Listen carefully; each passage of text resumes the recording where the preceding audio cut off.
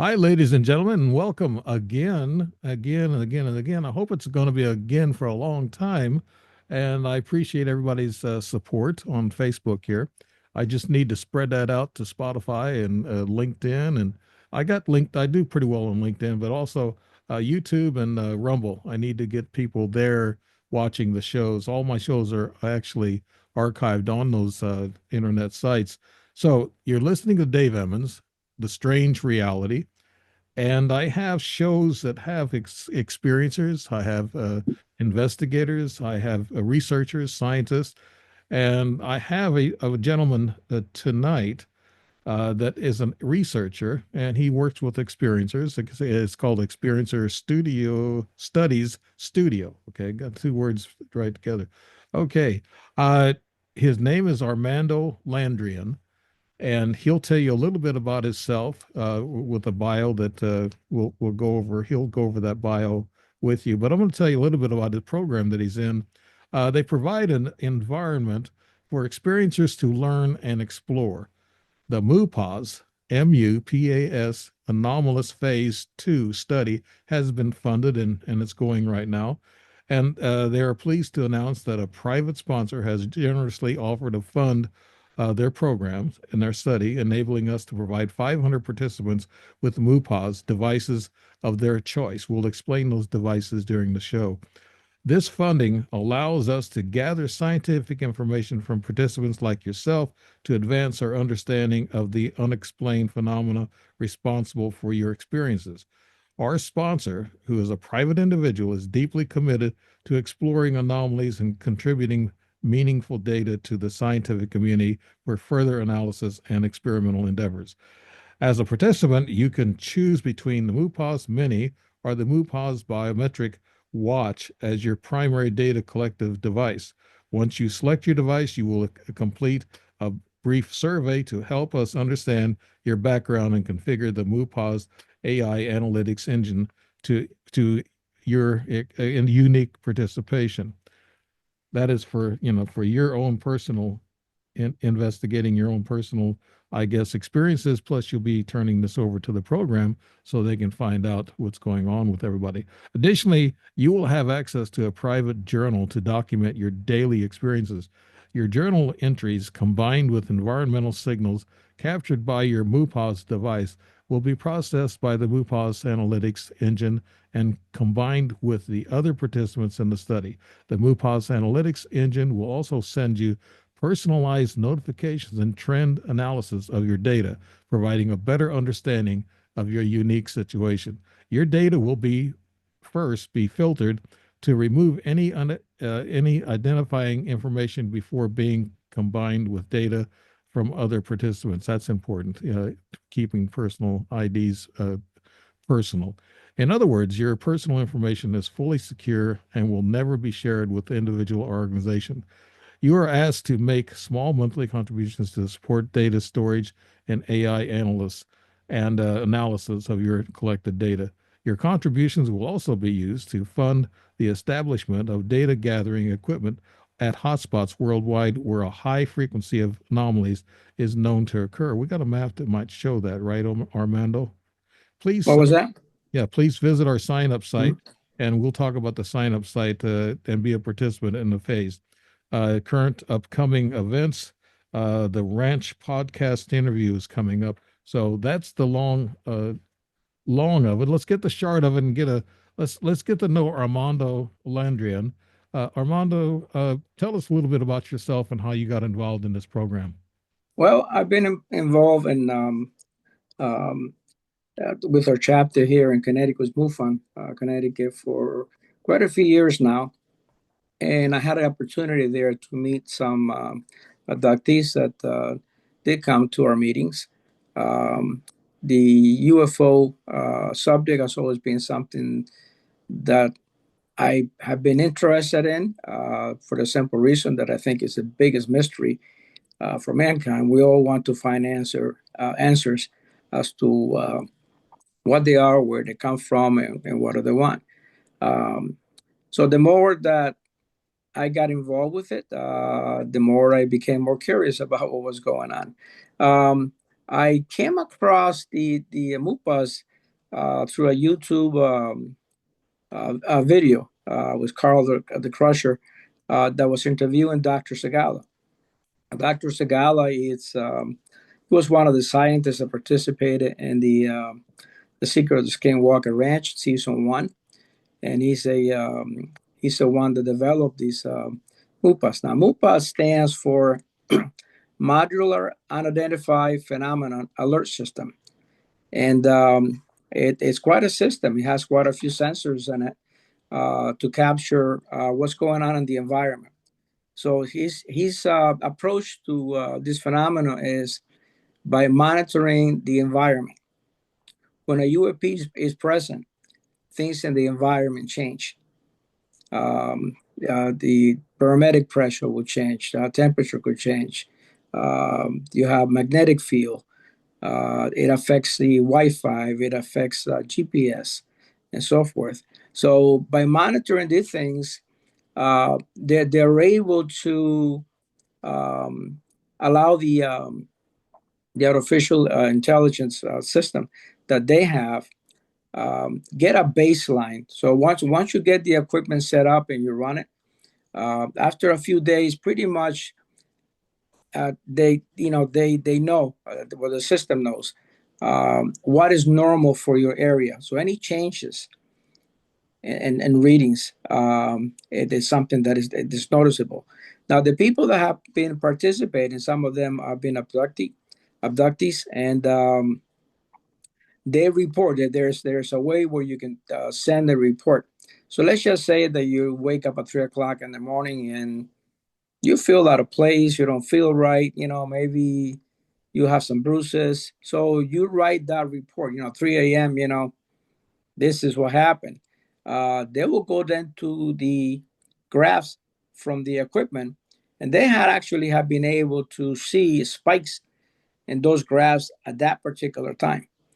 So they're actually verifying what the person is saying and is being documented with scientific equipment. Hmm. So this is a game changer Yeah. for It, this. it doesn't have video. It doesn't take video. It just takes in the environmental readings like magnetic and heat and temperature and stuff like that, right? Well, it has a camera. There's a camera. Mine here. I have a camera outside.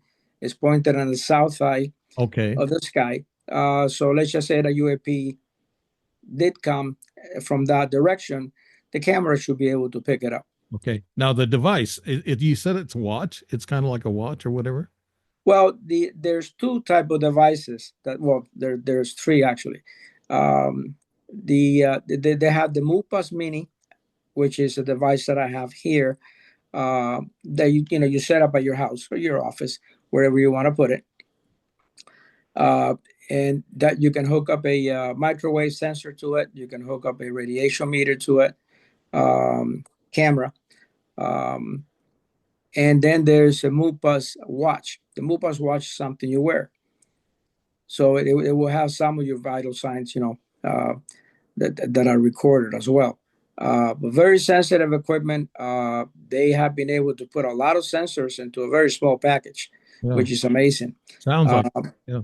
Hey, Armando, this watch or this unit that you have, it mhm. can actually differentiate from other energies like microwave and cell phone wavelength. Yes, So it yes, can differentiate and tell you that there's an anomaly present with all these readings.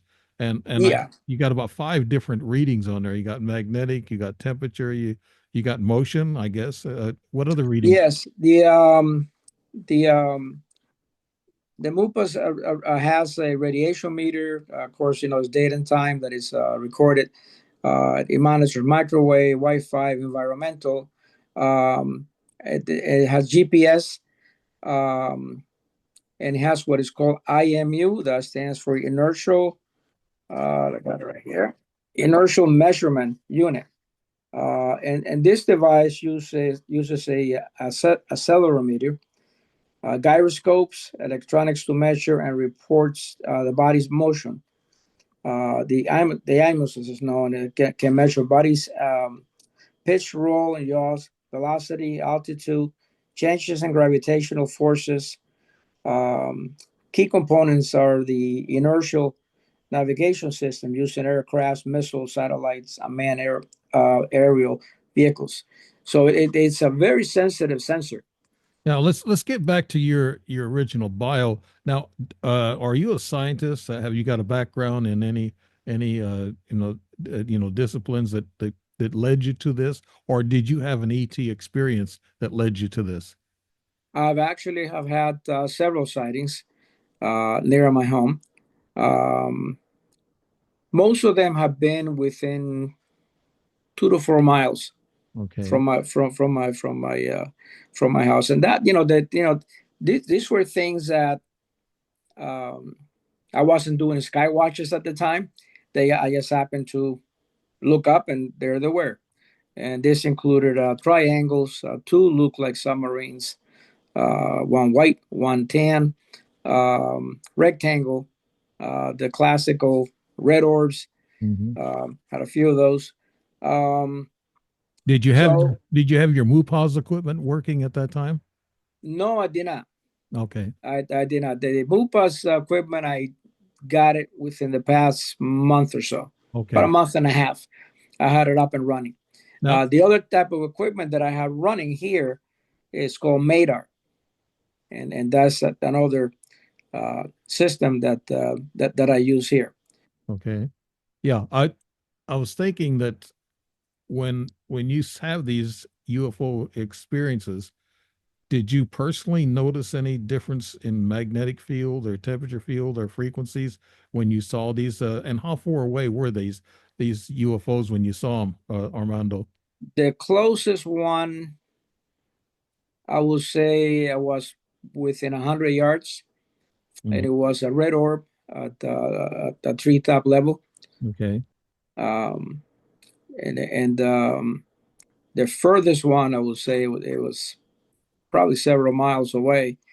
On And I saw that driving here in Hartford, 91 North, near the Colt Building, Mhm. and it was a light that just zipped right across the sky, very very fast. Right.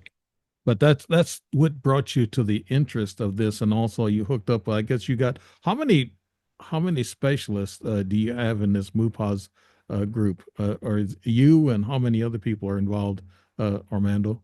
Well, I'm just a participant, and I was asked to represent Connecticut. I have I'm active here with the MUFON chapter. We do sky watches and so forth, Mhm. and there are people there that could use this type of equipment.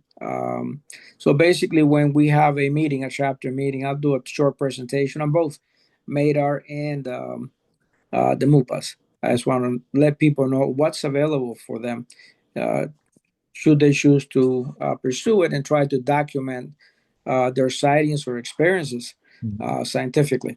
Yeah, I've interviewed a lot of scientists, Mhm. talking about rocket scientists to geneticists, to physics, and they might be interested in this equipment. Now, take us back to the Skinwalker Ranch where this Mhm. doctor he invented this MUPAS item, and what happened at the Skinwalker Ranch, and were they pleased with the findings that they had with that MUPAS? I don't know if he actually had the MUPAs running when he was on the Skinwalker Ranch. I believe that it was developed afterwards, was a study that he was doing. Okay. So that came about after. Yeah. All right. Let's show some pictures to the audience here, Okay. and we'll bring those up, and I'll show the first one here.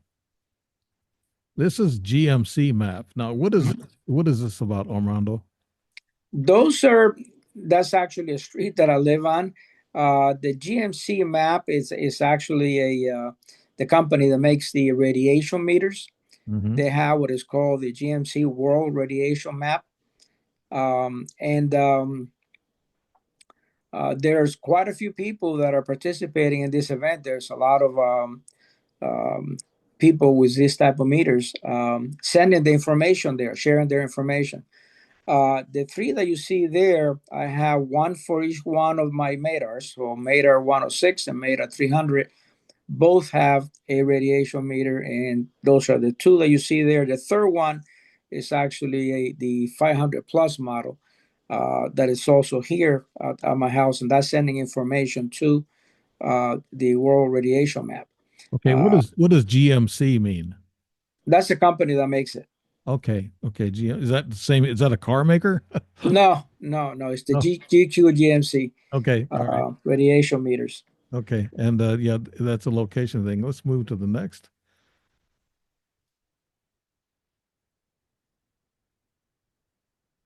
Yeah, that's the camera that I have outside my house facing south. Okay, that's the camera right there. Yes, Okay, now, that has infrared. okay, that's the MUPAS camera, right? Right, correct. And what does it do? What does it pick up?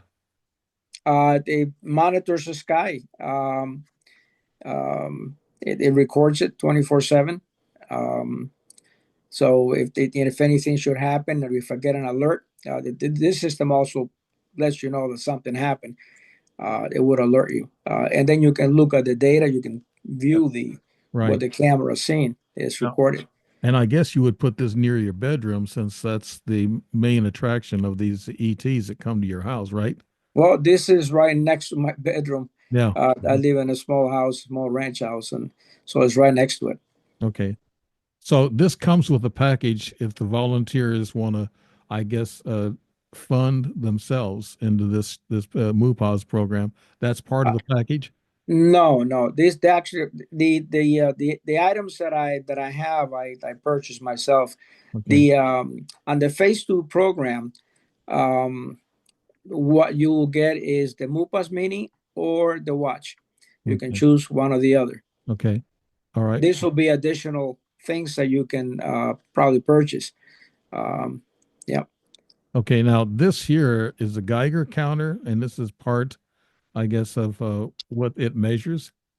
it's a radiation meter, correct? And this is for that hooks up to the MUPAS, so that sends the radiation readings directly to their server. Okay. Now, January 23rd of this year, you had 13 CPMs. Now, what does 13 CPM mean in radiation, I guess, measurements? It's a radiation measurement. Yeah. Counts per minute. That's what it stands for. 13 counts per minute. Okay. Is it a high reading? I'm not, I'm not. No, you will start getting concerned if it hits 50, Okay. and then if it goes up to 100, then you got to take some measures. But average, I would say 13 to 20, 25. It's normal. Okay. We have radiation, background radiation all over. Even your fruits and vegetables have, especially bananas. Yeah. So if you take one of these into the supermarket, you'll see you're gonna get some readings. I know the bananas make a reading in my stomach. Let's go to the next.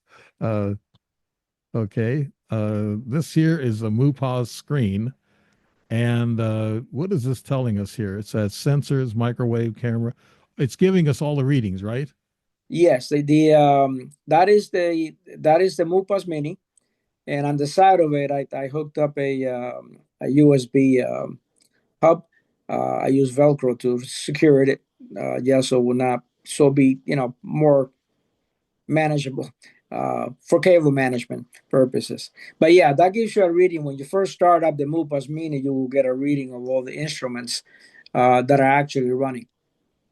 Okay, that's very interesting. It measures all these different. That's something I wish I would have had several times, especially when I had Mm. visitors in my house with the radiation. I have a multimeter. Hmm.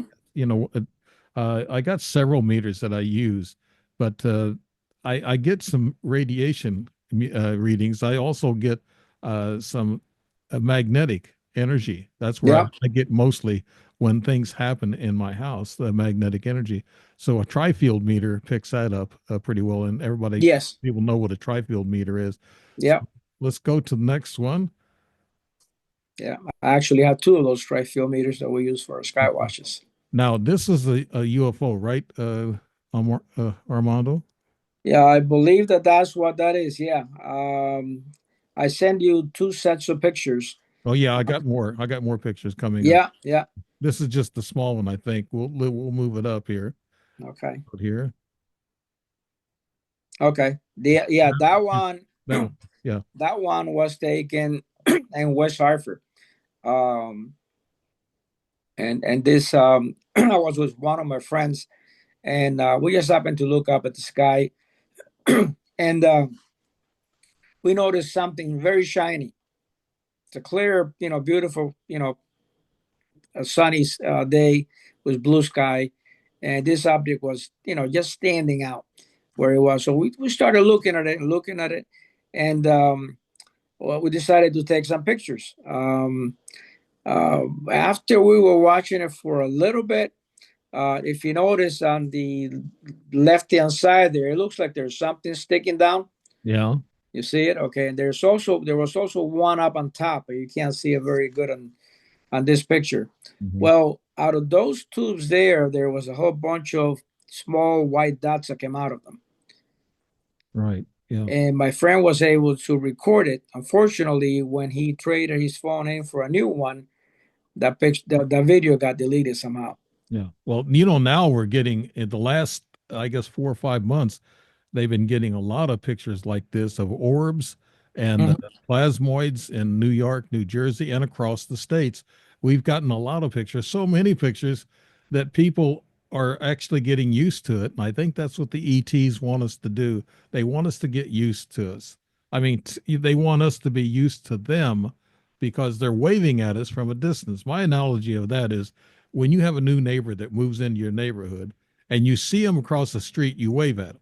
Okay. Right. Yeah. And then before long, maybe a month or so, you run into each Hmm. other and you talk to each other and you start a conversation and you get to know each other. Well, Yeah. I think this is the way the ETs are doing it. They're right now they're waving at us. Yeah. That's my analogy. People can call me crazy, but I've been called crazy before, Armand. Let's go to the next picture here. I think this is another blow up. Yeah, that's Yeah. yeah, that shows a is that the bottom of the ship, you think, with the plasma light, Armando? Um, I'm not sure if that's the. It will probably be like the side or the bottom, from our point of view. But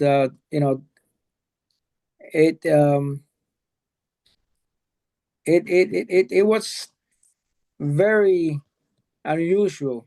Yeah. Um, Yeah. and Like it's kind of like a football shape or and it's got lights at the bottom like a plasma light, Armando. Yeah. it has, yeah, it almost looks like something that was nickel plated, very shiny. Mm-hmm. Um, No, yeah. there's so many. My brother got some pictures, and I posted them on Facebook and on other Mhm. channels too. He got some really good pictures that he took with his cell phone, but he doesn't know much about video, so he didn't take a video of it. If he did, he would have had to focus in so tight that a cell phone video will shake, and if you move Mm. it's just you can't stabilize it. Let's go to the next one. Okay, that's one that's shot in the daytime, Armando. Yeah, that's the second set that I sent you. Yeah. Yeah, I think there's a blow up of this one too. We'll go maybe to the blow up. Yeah, that's a little Yeah, bigger. yeah, Is that the yeah. same craft or is this a different craft, Armando? That's a different one. Okay. The first picture that I sent you on that one, that was taken from my driveway, um, on a sunny Sunday afternoon as I was heading out. I just happened to look in that direction north, actually, um, and I was gonna get in my car, and I, took like several steps, and I stopped, and I turned around, and I looked again, and because it was moving east to west, and I said, "Nah, I gotta get going." I went towards my car again, and I decided to come back and said, "Well, I'll take a picture, a real quick picture." So I snapped a couple of pictures. Then later on, I expanded the picture and took a picture of that one, and that's up. Those got a little bigger. I checked the information on Flight Radar 24 on ADSB app. There was nothing there that would show that there would be an object at that time there. From my house, straight north will be Bradley International Airport. It's maybe about 30 miles Hmm. or so from my house. And at that time, it showed that there were no planes in that area. So whatever this was, it either didn't have a transponder Hmm. running or it's something else. I didn't notice any blinking lights, so no navigation lights. There's no tail or wings visible. Hmm. Um, I I did not get an alarm on my meters on two of them. No alarm sounded. Nothing indicated that something was picked up. I also checked my weather station for changes and drop in temperature Hmm. or barometric pressure, and I didn't see any changes in that either. So that is an unknown. Okay. Now, you live on the East Coast. Are you seeing any new action now, Armando? I'm actually in Connecticut. Yeah. Yeah. Uh, Recently, no, we haven't seen anything. There have been some reports coming into MUFON. Yeah. Usually, we get an update when we have our chapter meetings. There have been some cases. Yeah. There were actually two ladies that came forward at our last meeting that did see UFOs from the car. Yeah. They were stopped at a red light and looked up, and they saw a UFO there. Yeah. Here's the same UFO, I think, right? Except, That's the yeah, same one. Yeah, it looks like it's got levels on it, like it's a triangle. Maybe I don't know. It looks like it looks like the side of it, and it could be a triangle. I mean, that's how they look on the side. I'm not sure. What do you think, Armando? it's to me it looked more like a tic tac. This was traveling, Yeah. like I said, east to west Okay. on a straight line, and it was moving faster than a regular plane, and that's what caught my eye. Yeah. It's What? a very dot. If you go to the first picture, Yeah. where you can see the trees, is very tiny dot on the picture, Yeah. but it was noticeable. What date was this taken? It was on a Sunday. I have another picture that's got the GPS information. On the phone. So if you take a picture and you move it up, it will give you the date and time, location, and all that. Um, but I that yeah. was It was 30 miles, about 30 miles north from your house. I guess I got the right reading here, taken on mm, from your driveway on a Sunday afternoon. yeah. I don't see a date on here. Uh, it says, yeah, there's, I don't see a date on this little read up. Okay, I don't, yeah, all right. Let's go to the next one. I think we're about ready to close out these pictures. I wanted to tell you also, and also I'll tell my audience that you had some charts and graphs, and there's Hmm. about three or four pictures. I didn't want to put them up there because charts and graphs, when they look at a small lines and numbers and things, they're not sure what they're looking at. So maybe you Right. can explain it without even us looking at the. But here's a map here that's very interesting. Hmm. This here map, this one was very interesting map. Could you tell us what this is, or Armando? Yeah, that is our MADAR project, and you can anybody can just Google MADAR.site, and it will bring you to that location. But that's what it actually looks like. Each one of those little round dots that you see there Yeah, is actually a MADAR node. And this is what a MADAR node looks like. I don't know if you can see it on your screen. Can you see it? yeah. I now can you tell me now each one of these round dots, is there a UFO sighting or experience in each one of these, Armando? No, no. These are actually these sensors. Oh, sensors. So this is the actual location where the sensors are. Okay. Now, if you went and open up the map and you clicked on any of those small dots there, a pop-up screen will come up and it will tell you the no number status, the location where it is. Yeah. Mine is 300 here in Connecticut and 106. and it will show us New Winton, Connecticut. Right. Yeah, it looks like the US, I guess, are you getting volunteers from Europe, or are these people interested in this project, MUPAS, uh, Armando, or because it looks like most of these are in the US here, and you're trying. This is actually the MADAR project, not the MUPAS. Okay. We have about 170 people participating in this program, and these are people that actually own these MADAR nodes. Um, there's probably over 200 people altogether working behind, in the project, volunteers that have purchased these units and are the ones evaluating the data. If you go and on this map and you go to the data to get the information, you can actually put a node number on it and click submit, and it will give you a spreadsheet. And basically, what the spreadsheet tells you is that whether the meter is actually running or not. It gives you the readings in milligauss, acceleration, and now it gives you the radiation readings as well. So this is very, very detailed information.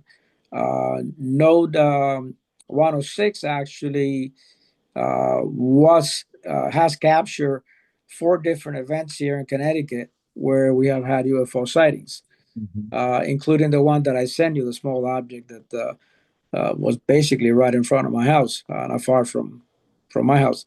Wow. And that's the audio that I send you from coast to coast. I'm interested in the watch detail. Okay, Okay. you know about the book, They Walk Amongst Us, the Dr. David Jacobs. I Mhm. always put him out there because I love that guy and the books that he's, Yeah. and I've actually met him and spoke to him about my experiences. And now, if you run into a humanoid ET, in which Mhm. I have, would these watches signal their energy? Could you pick out an ET humanoid walking amongst us if you had that watch on, Armando? I don't know if they generate any kind of uh, uh, frequency or signals, but definitely from their craft. Yeah. Well, Okay. the one I met was very hot. Her skin was really hot, fever pitch. I touched her hand, and it was just really hot. And I talked to Daryl Sims about that, and he said that yeah, that's she's training herself to shapeshift or to control her energy. But as doing so, her body just got really extremely hot. But yeah, Mhm. looking at that map, it looks like we got a lot of people interested in the U.S. here. Uh, Let me stop sharing, and we'll talk a little bit about what's going on. Uh, Mhm. Armando, like I said, the ET humanoids, that'd be interesting if that watch could pick up their energy. They do have different energy because Mhm. I can actually sense it. I see people that's different. Maybe it takes a third eye. I'm not sure, but I've seen people, and I met the one that had a really hot skin, and I think it's that watch. If I would have had that watch, that Mhm. technology, I probably could have got some readings off of her. It'd be interesting if that watch could be used to pick out ET humanoids that are walking amongst us, Armando. What do you? It's very possible. Yeah. That is very possible.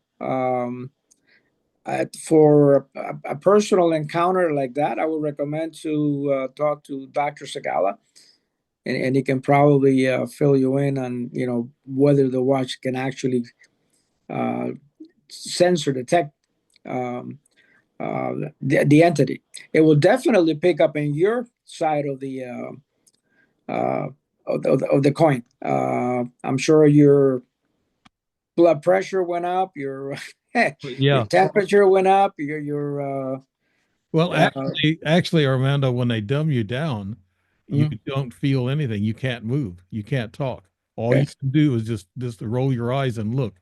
That's all you can do. They want you to observe. They don't want you to do anything. I've been in that situation several times. So I would imagine the body mechanics slows way down because Hmm. they got you under this magnetic energy, whatever that force field they use to knock you down. I heard Bigfoot uses the same thing, with the low, Hmm. oh, with the infrasound, that. Infrasound, yes, yes. Oh, Well, the watch does pick infrasound. That's another thing that the MUPAS picks up on infrasound. that's great. That would work. Yeah. A lot of people might want to have that watch. I mean, that would be the best deal for me. But uh, yeah, I would like to talk to the doctor. He sounds like a really exciting person getting into this the technology. Armando, let's talk about what's going on with all the sightings and in your group and the people and with the doctor that you probably met him and talked to him. What do they feel about all these sightings that's going on today, like in New York, New Jersey, and across the country and the world? What does your organization think about that, Armando? Well, everybody's pretty much scratching their heads. They know that we're not being told the truth by the government. They have to know what the things are. Not all of the drones that are being seen are actually drones. Uh, a lot of them are UFOs. Yes, that's It is it is easier for us to accept a drone. So if you were to tell somebody I saw a drone, you're not going to raise an eyebrow because we're used to drones. right. We can pretty much go buy them, on Amazon and have a blast with them. Hmm. These drones, of course, are much bigger, the size of a car, the size of a small school bus. Hmm. There's no heat signature from them, so you cannot really pick them up on FLIR. There's no hot spots on them. They seem to absorb light when a light is shining on them. They turn off their lights. Um, they have not been able to pick up the frequency that they're operating on, which is pretty interesting. Some people think that they're running a fiber optic line, so it's easier to control and you cannot jam them. Um, the story that we're being told by the government that they're FAA approved, Right. uh, I'm not buying into that. No, no, I mean, I'm not either. Yeah. Uh, Yeah, uh, they're being seen all across the world, and the FAA does not have jurisdiction in other countries. yeah. May have it here, but I don't think that they're going to go along with shutting down airports and having these drones fly over our sensitive military bases. I actually started working on a map based on reports that I got from friends that I have seen them, news on TV that have reported areas where they have been seen, um, and from the internet. And we actually have quite a few towns where these drones have been sighted. Hmm. One in particular, in Enfield, there was something like 13 of them. Now, Enfield is in the northern part of Connecticut, and that is next to Bradley Airport. It's near Westover Air Force Base in Massachusetts, one of important air base. It's also close to Barnes Airfield, and that's where they fly the combat air patrols in this area. So having 13 of them, uh, it really does not make any sense. Why so many? Yeah. From the map that I've been filling in the spots, basically coloring it in. Um, they're looking at military bases, ports, railroads, waterways. Uh, it almost sounds to me like this is a pre-invasion. Right. Uh, That's uh, scary. That's scary. yeah, Yeah. reconnaissance mission, Hmm. like we would do if we were to attack somebody, and Yeah. for But the the government to say we don't know what they are, I'm not buying it. right. They also said they're not our enemy. That's a big statement. They're not Yes. enemy. So who the heck are they? They haven't explained it. President Trump was supposed to have disclosure. They got this committee. It's I think it's Representative Luna. She Hmm. she's in charge of it, and Representative Comer. I think is its name Comer. Uh, yeah, they're in charge of this committee, and they're supposed to have full disclosure before long, and they're talking about it. And Representative Luna, she made a comment about uh, the, I guess what they call uh, the whistleblowers, they said that they were way they talked about ETs. She said that they were interdimensional, Mhm. not ETs physical. But I believe there's ET physicals here on this earth. They're underground, and I also believe they're under the ocean. They've been talking about these big motherships in the Gulf of America and Mhm. off of the Florida coast and off of New York and also off of San Diego. They're talking about these motherships. Have you heard a lot about that? Has your organization talked about that? Do you have meetings with this doctor who invented all this stuff, Andrea? No, I have talked to him and his wife on the phone. Um, so that's my, and of course, emails. That's how we keep in contact for the most part. Within our group here at Connecticut MUFON, we talk among ourselves, in general. But I'm also in touch with some of the guys out in New Jersey who are adamant about watching the skies, Mhm. and they've been keeping pretty good tabs on what's going on. Some of these drones have been, flying over people's houses. They've been able to take Right. pictures of them. Um, so for them, it's pretty unnerving, and they're not buying the story either. Um, we have the here on Long Island. We have the Tedesco brothers. You probably heard about them. They're doing excellent work there, and I talked to them. They they have actually been seeing these drones and UFOs off the coast of Long Island since 2022. They built this vehicle. It's called a Nightcrawler, Hmm. and it's loaded with all kinds of sensitive equipment. And they've been able to see them. Wow, that's great. I'm glad that we have some people that take an initiative to find out the truth, and that's great. Your organization and then these other organizations, and even some colleges that I've heard are Mhm. studying this phenomena. And we're getting down to one college. I think I don't think it was Oxford. It was another one here in the U.S. That said something that they've been working on zero energy Mhm. and magnetic, not magnetic, but anti-gravity devices that could actually make things float. So they've been working on that, and they say they have it. So I think that might have been just a smoke screen that they're throwing out there, Armando. I'm not sure. What do you think? It's possible. Some of the stuff we here in Connecticut, we have United Technology, we have Sikorsky, uh, we have Cayman helicopters, and we have other facilities that do a lot of research. We also had the submarine base here as well. Um, some of the things that people are seeing could be prototypes of the new aircrafts and the new equipment that people just happen to see them flying. There are a lot of places to test this equipment out in the desert, not overpopulated areas. Mm. So sometimes you have to wonder about that. Why would they try out a something experimental over a populated area? Yeah, that they never do that. And whenever you see it, like I saw a huge triangle over Mhm. or my neighborhood. And somebody said, well, that's the TR3. That's the military version of the triangle. And I thought, no, why would the TR3 be doing exercises over populated areas? They don't do that. Military goes out in the desert and does all that stuff. So Exactly. if that's how you feel, Armando, that Yes, absolutely. yeah, Yeah. okay. Yeah, that's what I always thought. And but I had people argue with me, said, no, that's how they do it. They do it that way. I said, no. One of an experimental craft would crash in a populated area, a lot of people are going to see it. And I don't care Yes. how quick the military get there and prevent people from seeing what they're seeing. There's going to be people taking pictures, and once they take pictures, they better run. Yeah. It's very risky to do that over a populated area. Yeah, Anything can go wrong. yeah. So I think all these like they're drones.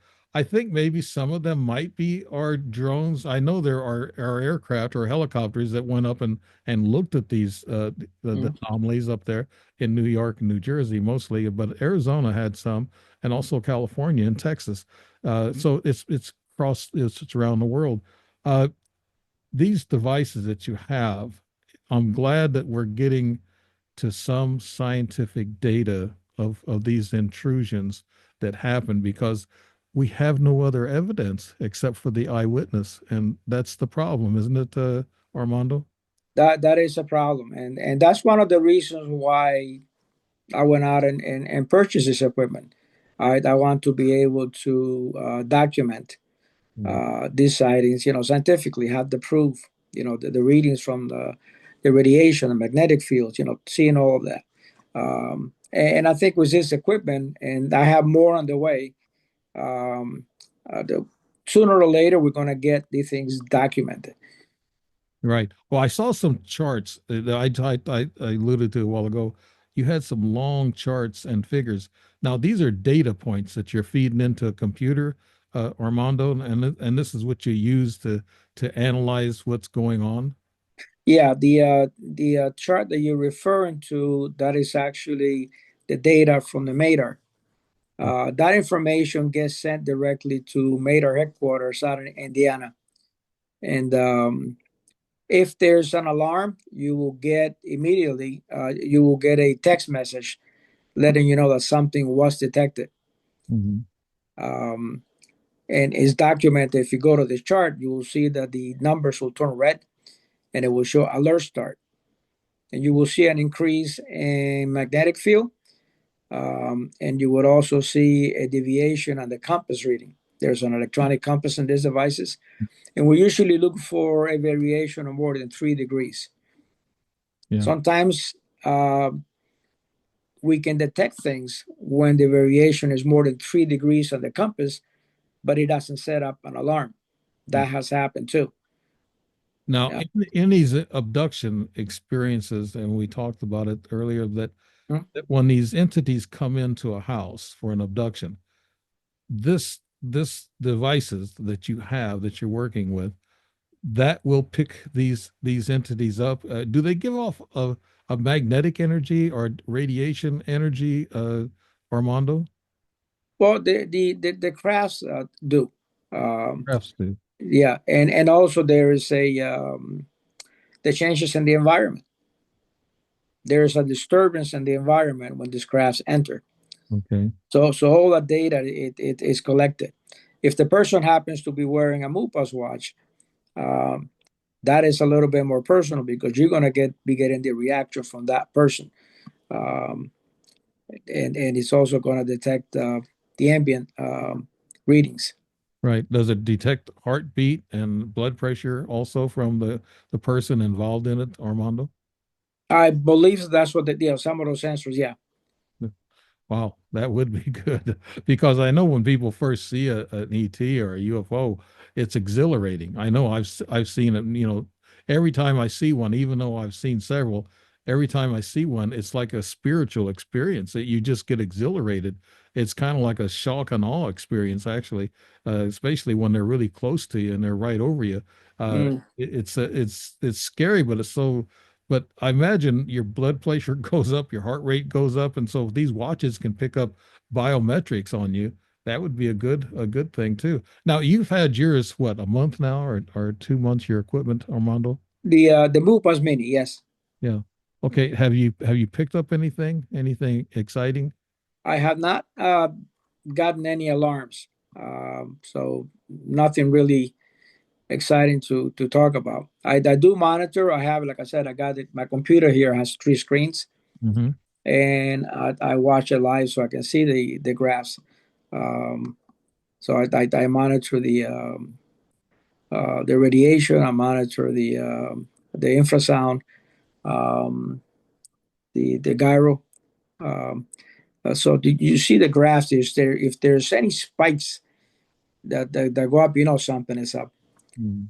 Yeah. Also, the microwave sensor is quite active, um, but I haven't seen anything that will go through the roof. Um, so Now, I'm watching it. I'm letting yeah. you know. Armando, isn't a high dose of microwaves or radiation or magnetic energy, isn't it dangerous to a person's health, Armando? It can be, yes. Have you seen this on your charts with people involved with these types of crafts? And did they get a heavy dose of radiation or magnetism? I have read reports of people being injured with radiation. Um, I have actually was asked to check on a person or an abductee here in Connecticut. And I used my magnets to look for spots. Basically, what I did is I had a diagram of a person, and I said, point the areas where you think you may have an implant. And it was pointed out several areas in the body where maybe there was an implant, or at least she thought that there was an implant there. And then she said, my eye has been bothering me for several days. Mhm. I said, okay, so we tried with some magnets first, and on her hand between the thumb and the index finger, she could feel something there being pulled when we put the magnet over that area. I did not put the magnet nowhere near her eyes because eye is a very sensitive organ. Right. But we see the tribe meter, it did spike. So as I got close to the eye, the needle jumped quite a bit. I pulled away, went down, repeated that several times. There was something in her eye. Of course, we did not have the funds to get X-rays done or um, Yeah. to see what we could find. She did contact Daryl Simpson, and I sent all the data that I had to him Yeah. to look at it. I Yeah. did not get a response on the results. Yeah, I've got implants. I've had a couple of implants. I got one or two in my hand right now. I don't get any readings from the tri-field meter. Maybe Mhm. it's sending out a low frequency. I'm not sure. I'm not picking it up, but I'm sure there's devices that can probably do that. That would be an interesting thing too, to find like if your equipment can find an implant and take a reading of it. That Mhm. would also be something great for that purpose, right, Orlando? Yes. Have you tried running a magnet over your those areas? Hmm. Yeah, I've tried doing that, but I didn't get any real response. Uh, I feel, I can feel it moving around. The doctor said, "Well, I'll take it out if you want me to take it out. It's in my thumb area." And then Hmm. I got one here in this index finger right there, Hmm.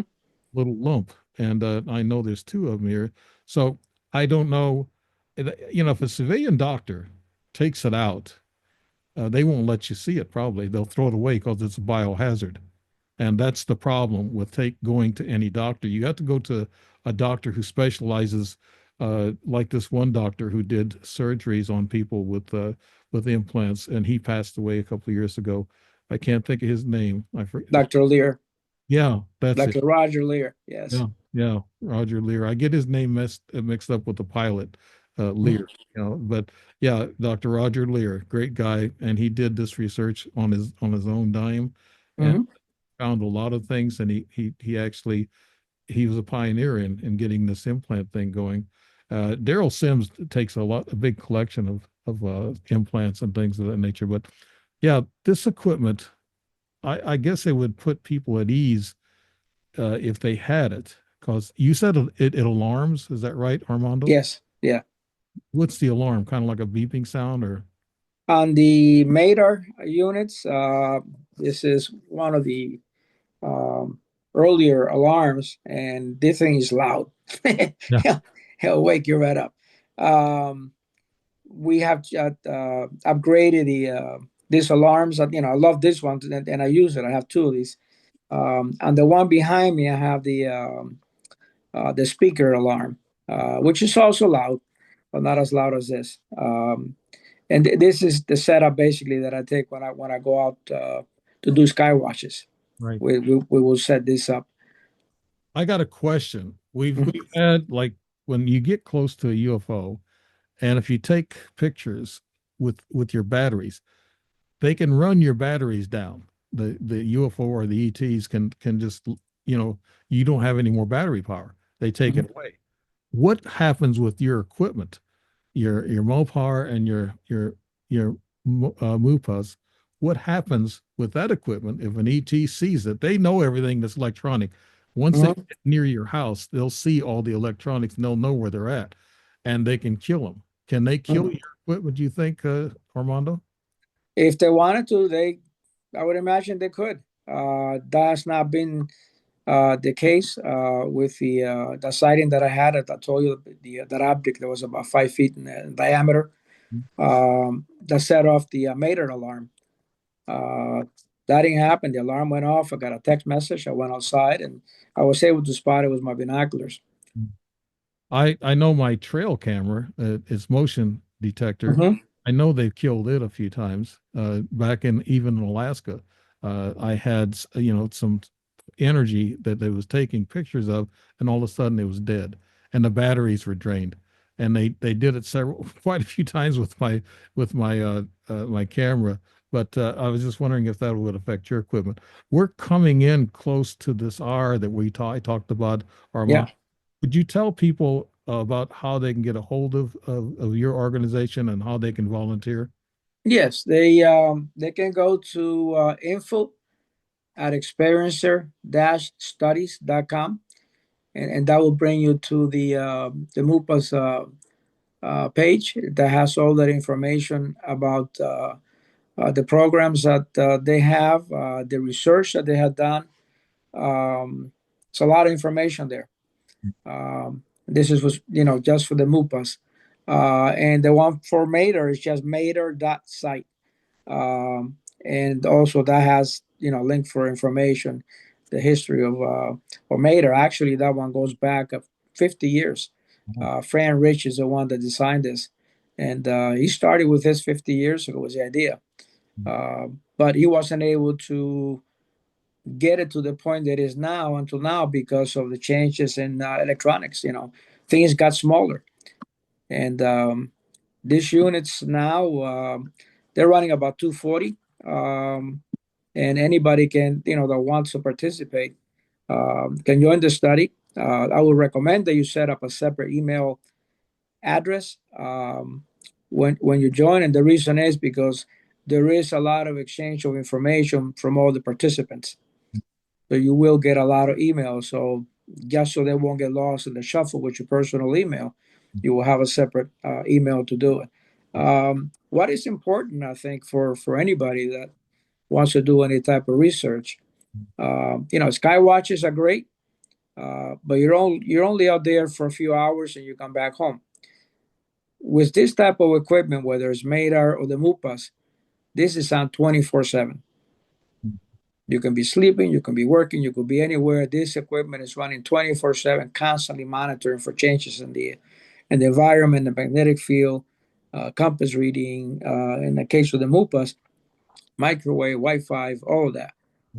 So these are all the sensors that so far that are known to react to the presence of a UFO. I have scientists I'm going to interview shortly, and one of them's a good friend of mine, Andrew, and he might be interested in looking at your equipment, Mhm. because he has some equipment himself, and he does a lot of experimentation. But there's a lot of scientists I've interviewed that might be interested. They might listen to the show and see that. But yeah, Armando Landrian, I want to thank you for being on the show and telling us about this exciting new stuff that we have that we can start keeping track of these critters that are coming into our lives. I wish I had that equipment back when, but I want to thank you Yeah. for being on. Thank you. And I'll have a lot of this data in the narrative on the video when I release it. I'll have this That's great. That's site, great. sites and everything that they can volunteer on. So Yeah. I want to thank you, uh, Armando, and thank you for doing the show. And it's an interesting hour. Thank you. And you've Yeah. been listening to The Strange Reality with Dave Emmons. I want to thank everybody for tuning in and pay these sites a visit when you get a hold of them. Maybe you might want to volunteer. Thank you so much.